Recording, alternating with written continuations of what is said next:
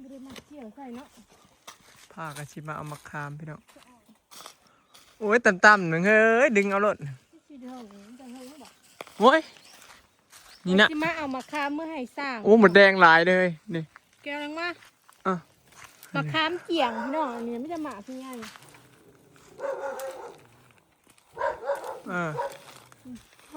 จับไว้หมดแดงสั้นหล่นเขาอึดสมกินพี่น้องเฮ็ดเดี่ยวแล้วเจ้าก็อยากกินสมเพียงนี่มึงจะดึงให้ตะดกเนาะเป็นแซงอยู่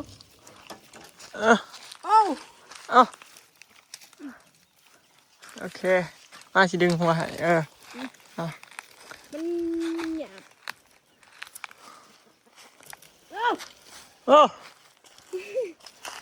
เด้พอดีนี่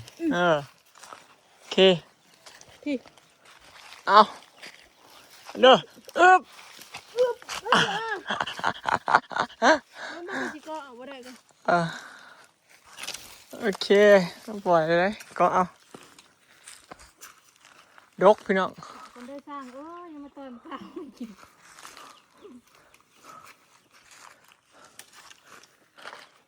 สร้างข่อยคือสิใส่สังกะสีนะมื้อนี้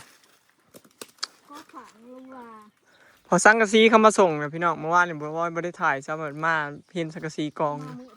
เจ้ามาส่งในตอนค่ำเลยค่ะสังกะสีนึกว่าได้จ่ายจ้าไม่รู้เลยว่าเขาเจ้ามาส่ง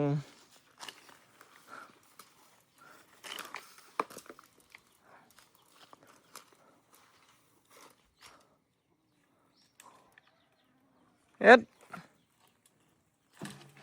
มึงดกขนาดพี่น้องโอ้ยเนาะซอนเด้เนาะ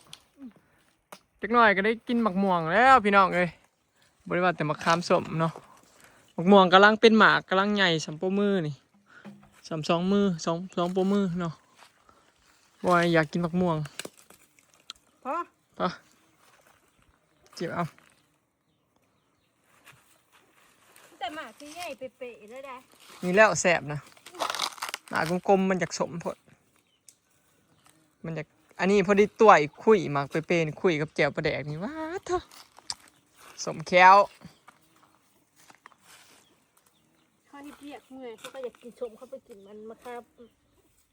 หมกม่วงมันคนจะหลอนนี่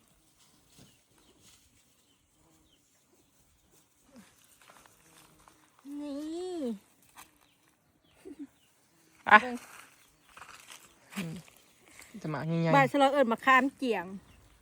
ก็จึงเอิญมาคามเกี่ยงเพราะหมากเป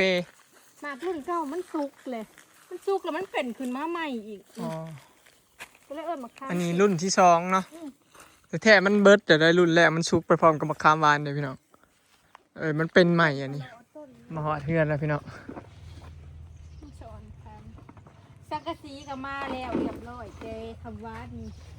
สังกะสีมามือคำตอนมืดคำว่าไต่ไฟหลอกเคลื่อนผ่านว่ามาส่งสังกะสีมีสองสีพี่น้องนี่อันนี้สีเทาเนาะสีเทานี่คือสีใสทั้งหนานี่พอคะแนนมาแม่แนมามันเห็นบอกหักบ่เห็นดอกเห็นกับผู้แลใกล้ๆอยู่แล้วแนมมาโดดแลนมาแต่ห้าวแนมเราบ่เห็นพอมีลบอีกเด้พี่น้องใส่ลบสังกะสีพร้อมข้าวใส่ลบนี่มันแนมบ่อยากเห็นบ่ได้เห็นแต่สังกะสีโดดๆส่วนทั้งเครื่องน่ะใส่สีขาวพี่น้องสีธรรมดาบ่อันนี้ต่างหากอันนี้ก็ลบคือกันแต่ว่าคนละอย่างลบอยู่นี่บ่บนหลังคาตัวต่ำกับตัวสูงลบบอนตัวต่ำกับตัวสูงนี่ทั้งหน้านี่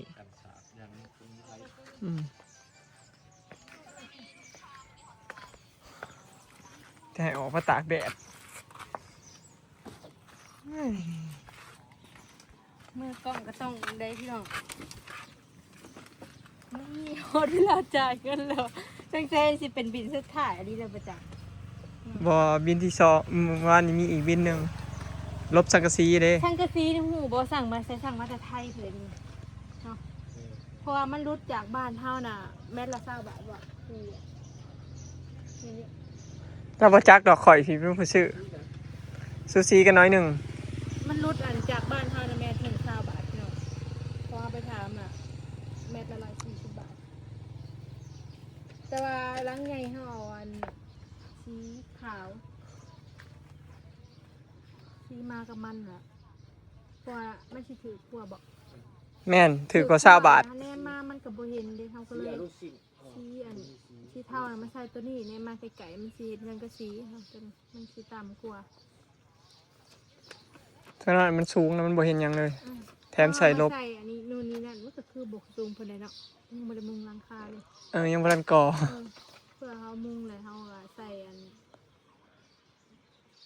แผ่นอิหยังก็เพดานบ่เพดานรอบนอก เวลารอบเนาะ แผ่นก็เฮ้ย อันนี้จักแผ่นก็สร้าง10บ่ ตัวชี้เท้าน่ะ10แผ่น น่ะสีเท่า10 ตัวชี้สิ่งนี่นะ12แผ่น 12แม่นถูกต้อง12แผ่น มันยาวเนาะมันระบ่มีบ่อนวางพี่น้อง ตะกี้ว่าสิระวังมันเก็บมันเหรอเราก็สิวางมาอยู่นี่ เฮาควบไปควบมามันบ่นั่น เอา บ่ ไปยังบ่เพราะว่ามันก่อนมันมีเหยียบก็ได้ก็ได้ก่อนก็ได้ มันหนาได้พี่น้องเบิ่งมันต่างจากเครื่องกระซีอันของเบียร์ลายต่างลายแท้ๆเบิ่งก็ฮู้เลยว่าต่าง มันมี3ขนาดสังสีนี่ เออ ยังมีหน้ากว่านี้อีก อันนี้นาทะเล ประมาณ 0.3 จุด3ชู 0.30 เซนความ 3 มิลแม่นบ่ 3 เขาเอิ้นอีหยัง ก็ วะ ฮู้ว่าฝั่งนั้นเขาเจ้าเอิ้นอะไรพี่น้องฝั่งเฮาก็ฝั่งไทยนะ หนา 0.3 มันมี กะ 0.25 เฮาใส่นะ 0.25 แล้วก็ 0.3 แล้วก็อีหยังอีกว่าตัวหน้าสุดนี่เขาเอิ้น 0.4 12 แผ่นเนาะเพราะว่าเฮามุงยาวเลยก็ลงมาบริตัดเอาบ่ บ่ซุมื้อนี้เขาบ่ได้มีตัดซุมื้อนี้เขามีแต่วัดหลังคาแล้วเขาเอาสำพอดีโหลดมุ่งไปเลย เขาจะ บ่ได้ต่อ เลย แม่น มันสบายเนาะเขาจะเอิ้นเชียร์ลูกชิงบ่นี่ สีดูสิ ตัวเก่านั่นก็สีนั่นน่ะว่ะ แม่น สีเทาคือกันกำลังตูบเฮาเลย อืม คนเร่งอยากให้แล้วบ่แล้วไว้อีกตูบกะมันไปเทพื้นเพื่อมันเสียนะเนาะนาน้ำหั่นน่ะ บ่ได้ไปตั้งจึกเลยเนาะมันก็เลยเอางานอะไร ยังไปเทพื้น ปูนอยู่นี่นะ เรือบ่ เรือแล้ว สั่งมาใหม่แล้ว สร้างใหม่เลยเด้มันรีรอซ่า ไว้เฮ็ดห้องน้ เอาไว้เห็นห้องน้ำต่อ ำนี่ น้องน้ำอยู่หน้าบ่ อืม เฮาว่าสิถูกอันนี้เอาไว้เฮ็ดไปก่อห้องอันนี้ เอาไว้ก่อก็ได้สิเป็นหยัง นี่บินจ่ายเงิน มาเบิ่งพี่น้องมีอะไรบ้าง 23,000มีหยังนี่มีน็อต23,000 700 700 4 บาท โอ้ยป่ายมันก็ยังบ่รู้ให้ 4 บาทก็ต้องจ่ายเด้อ โว้ย4 บาทก็สิไปหามาใหายจ่าย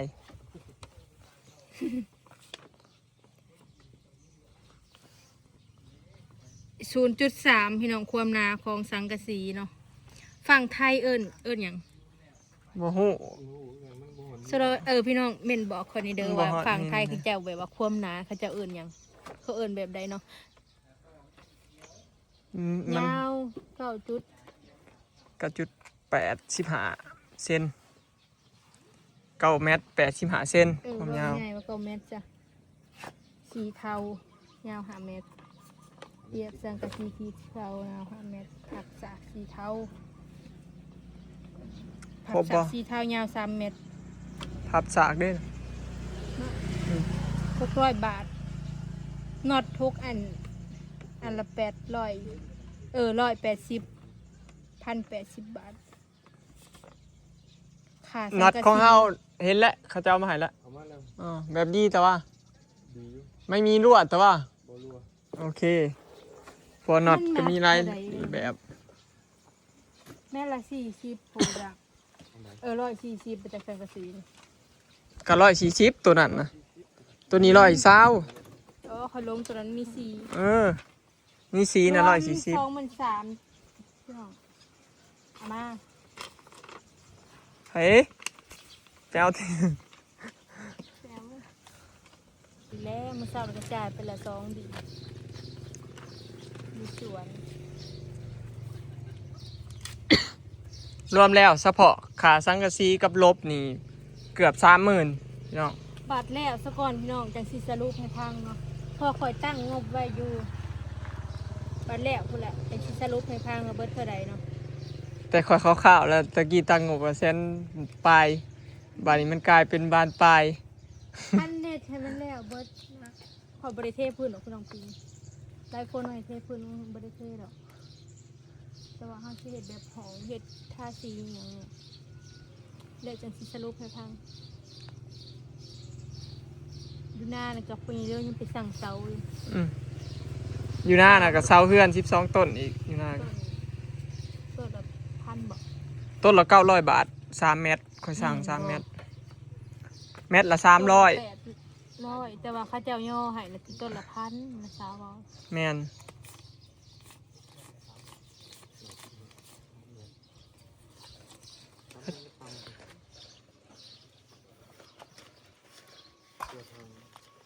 ทางหาซิปแม่นบ่ได้เฮ็ดอันนั้นได้บ่ได้เฮ็ดเฮือนแบบแอมได้เขาสิปล่อยโล่งแบบคล้ายๆคือเฮือนทรงไทยอ่ะนะมีแต่เทพื้นแล้วก็ปล่อยโล่งจังซี่นะ หอมคือเจ้าเขาก็ลง เด็กข้างล่างนั่งเย็น แม่นเฮ็ดแบบสไตล์บ้านสวนนะ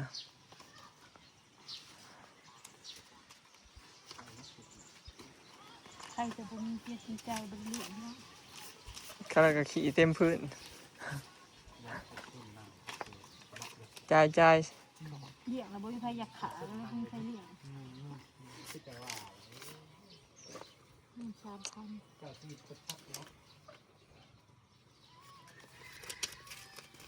เงินน้อยมีย่อยแล้วหนึง มีอยู่บ่ต้นประโตมี20 บาทคือว่ามีใบพันนะเมื่อวานนี้ไปจ่ายไปจ่ายค่านะอีกคันนึงจ่ายค่าอันขอบขางเมื่อวานนี้เดือเอา เรื่อง บ่มีเงินน้อยมีทุน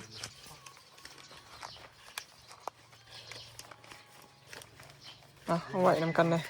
700 จบไปเมื่อวาน 4 บาทแล้วคือสิบ่เอาเลยทั้งนั้นแล้วมาส่งตอนมืดพี่น้องแล้วเปิดสิบ่ เอาไปชอบเบิ่งก้อนไหม จะงงจะงามเลยนี่เนี่ยโค้งนี่ เราไปมาไปแห้ง ไปมา เรา แล้ว เคยไปอยู่ บ้านนี่ปล่อยให้กระติบเลย เราลูกคงต้องผ่า แล้วลูกงาบ่ ลูกคงลูกเราไม่ได้เปิด เราไปหาตัดพื้นคือว่า มีแล้วเปิดบ่มึงตายกูมาเห็นแล้วเปิด เปิดด้วย บอได้แนม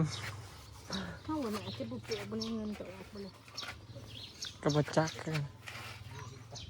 มันอันนี้กินง่ายแบบคือมันก็ได้อันนี้กินไม่ตื่นแต่ที่นี่มันคือเตย เปิดกระเป๋า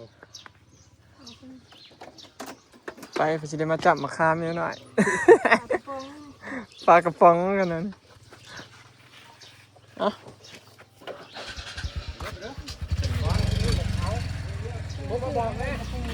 อ่ะ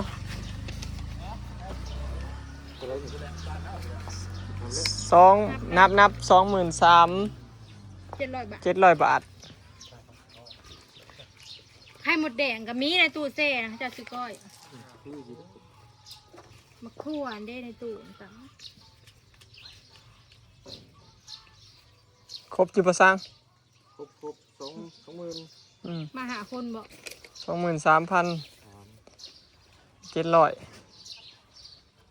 ครบใจขอบใจนี่ไปเวเที่ยวป่าได้ แม่แต่ป่า บุญบ้านพ่อไม่นี่แต่จ่ายเจ้ก็ได้หรอก บุญบ้านใด บุญบ้านไม่เดียว อื เฮ้ ม ยป้าลงเรื่อง อืม จะพูดก็ได้แล้วไป ปิดยุกไปเรื่องหลัก เละสังกะสีเนาะไม่ใช่ว่า สรุปก็คือข้าวๆหนาๆอันสิ่งที่สิได้ซื้อเติมนี่เขาหนาสิเชื่อละเนาะ10แผ่นเนาะเฮาเว้ากันเนาะสร้าง ประมาณ ว่าน10แผ่นที่ต้องซื้ออีกได้พี่น้องยังบ่จบ มันถึงน้ำบ่เปื่อย มันก็แนวถึงฝนถึงน้ำอยู่แล้ว สร้างเมาเด็ดเลยพวกหนาก็เปื่อยแล้ว แนวมัน เป็นไง แล้วก็ เขาใส่ปูนอบไม่อบยังปูนอัดแล้วก็เสื้อล่าเนาะที่ต้องซื้อแล้วก็แต่ว่าอันเพดานรอบนอกเฮานี่น่าสิพอที่เนาะก็คือเหลือแต่ซ้ำนี่พี่น้องเสื้อล่าที่ต้องซื้อตื่มอยู่ประมาณ10แผ่นเมื่อวานนี่ก็ซื้อเสื้อล่าสีขาวสีครีมมาอีกอันหนึง130 บาทซื้อตื่มอันหนึง ชื่อเพื่อตัวตีตัวนี้เพื่อละอันเพดาน บออันนี้มันบ่เกี่ยวกับตัวนอกเพราะว่าส่วนร้ายเขาก็มีแต่ตีแต่ทางหน้าบ้าน ไปบ่ เที่ยง กันตีทางนอกมันก็บ่คือกันบ่ตีเบิด ไปบ่ซื้อเลย เที่ยงนะ สั่งโรเดอร์ ถึกใจบอยพี่น้องก็จะพอเห็ดออกมาแล้วโอเคเนาะหลังคาสอนงามกับมาทาสีขาวนี่ยังงาม อ อยู่ เฮ็ดล้างซอสมันสิต่ำกว่าน้อยหนึงมั้ง แม่นก็ตำซ้ำตัวนั่นเด้ พอเป็นล้างซอส สั่งโรเดอร์ ล้างสอนแล้วมาแนมขางนี้มันสูงอันนี้พอเห็ดล้างทางนี้สูง แม่น ขางพุ่นผะตำ มีเสียนใหญ่ด้วยมีเสียนเรือ เนี่ยโอ้คักกว่าค่อยคักตัวสีขาวนี่แหล้วพี่น้องเอ้ยเนี่ยมึงโอ้ขาวคักกะดีคิดหาหลายมือเติบเลยว่าเสียกได้เชื้อราสีขาวนี่เห็นได้เวลาทาสีเอา ก็เลิก เขาจะเอาซื้อไป ฮะ ซื้อยูฮานได้ก็ตัวสีขาว สีขาวนี่ อ่า โอ้ห่านตัวเองแล้วออกแบบเอง แบบอันห่านกาแฟนี่ราคาอยู่ห่านสีเหลืองกับโคตรหนาว อืม สีผลเอา สีเหลืองแบบนี้ปล่อยแล้วไปเห็น จะเป็นมาปลูก อันนี้นะคอยซื้อมาน่ะแผ่นละ160 บาทพุ่นอันมาเห็ดตูกนี่เห็ดดีลิลอแผ่นช่างกระซี ANK 160 บาท เรื่องอันทางตลาดนะครับหาที่ทาง มันแล้วยุดไป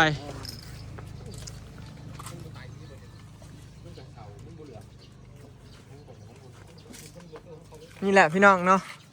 มันนี่ก็เขามาส่งมึงสร้างเอาราคามาให้แล้วก็มาจ่ายเงินค่าสังกะสียังเหลือแต่ลบมันบัดนี้ลบขางสังกะสีนี่ลบขอบขางยังบ่ได้มาส่งพี่น้องเขาอาจสิมาส่งมื้อนี้ล่ะแม่นแต่บ่ฮู้ตอนใด บัวนี่กระจายไปทุกใส่6,000 กว่า 6,000 ปลาย 6,000 เท่าไหร่รวมกับตัวนี้ประมาณ 30,000มี 30,000 เลยทางสังกะสีเฉพาะสังกะสีกับลบขางขอบขางมันประมาณ 30,000 เลยซะ 30,000 พี่น้อง ถ้าสีเฮือนนี่สียังเสียสีเท่าเนาะกว่าเสียสีเท่าถ้าว่าสีอย่างนั้นพอไปชานุมานเมื่อวานนี่เป็นสีเทาแก้วทาทั้งนั้นนะ หึ บ้องเขาเป็นสีบ่าวมาเห็ดอันนั้นอยู่บันเล่เอาเบิดเป็นสีทา มันสิได้ท่าใหม่อีกรอบแม่นบ่ ตรงเอี่ยมเพื่อนทั้งยกขึ้นใส่ซ้ำเลยวางเลย เลือดดินจีมันมันปอดตัวทึ่งมันอยู่ที่ของปอด แล้วบัตรตัวข้าวเขาก็ก่อขึ้นบ่ทางบ่อนเฮาถูกบ่ แม่น่าปอดยักษ์เลยครับจะเพิ่งขาดนะ ก็สิยังบ่แล้วง่ายดอกพี่น้องแต่ว่า ขนาดมันสมบูรณ์ไว้อย่างนั้นงามเหมือนกันเนาะระดับหนึ่ง เขาต้องซื้อปุงเยี่ยมไหมบ่ ตัวเก่ามันจะ ที่สิคืออยู่สิ โคตรสู้กันนั้นมันได้มันบริจาคตุ้มนะต้องเป็นโครงเยี่ยมยาวกันตรงนี้โครงเยี่ยม เยี่ยมไหมบ่ ไม่ บ่ปองเยี่ยมกระจกแบบที่มันเป็นทรงยาวบ่ทรงกว้างแนวนี้ ไม่ก็ได้ท่านเป็นช่วงยาว มันสิบ่ค่อยงามถ้าค่อยใส่เขาก็บ่อยากใส่แบบกว้างแบบนี้ดอก3 บานนี่มัน บ่อยากงามค่อยมัก2 บาน มีผู้ชอบบ่ไปตื้อ นี่แหละพี่น้องเนาะโอเคเนาะคลิปนี้ก็สิขอเก็บภาพบรรยากาศซ้ำนี้เด้อเนาะพี่น้อง เชื่อปักทอง ไปแล้วสบายดี